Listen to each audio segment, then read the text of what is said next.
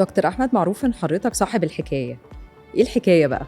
طيب بصي، الحكاية مقصود بيها حكايتي مع جراحات السمنة. جراحات السمنة أول ما بدأت أول أنا ما بدأت أشتغل جراحات سمنة وأشوف الناس اللي شغالة، كانت عبارة عن جراح بيعمل العملية بيقول للمريض الحمد لله على السلامة، ممكن بقى تاكل اللي أنت عايزه بكميات صغيرة وتخس. حسيت إنه في حلقة مفقودة، مش ده اللي المفروض يحصل، لأن بعد ما هقولك كده لازم أعلمك تاكل إزاي وتاكل إيه. فبقى في دكتور تغذية وفي دكتور تعديل سلوك، دول اتنين لازم يكونوا موجودين.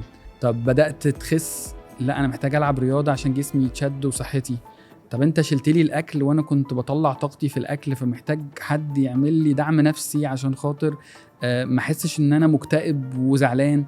فبدات اضيف الحاجات دي كلها حاجه حاجه، يعني ما جوش على فكره مره واحده، لحد ما بقت حكايه كامله لجراحات السمنه، لدرجه انه بعد كده الماركتنج تيم قال طب واي نوت ان احنا نحاول ننشر الوعي ده ونعمله حلقات ونسميها صاحب الحكايه، عشان نقول للناس ايه اللي المفروض يتعمل. مش بس للناس، لو حد حتى عايز يقلد الموديل ده لانه هيبقى ناجح جدا مع كل الناس، فسميناها صاحب الحكايه. والحقيقه اللي حصل اكتر، البيشنت او المريض لما بيعمل العمليه بيجي يقول لي انت صاحب الحكايه، ابتو انه بيجيبوا لي هدايا عليها اللوجو بتاع صاحب الحكايه. والحقيقه اللي انا عايز اقوله انه مش انا صاحب الحكايه، انا صاحب حكايه في جراحات السمنه، لكن كل مريض هو البطل الحقيقي اللي في الحكايه دي.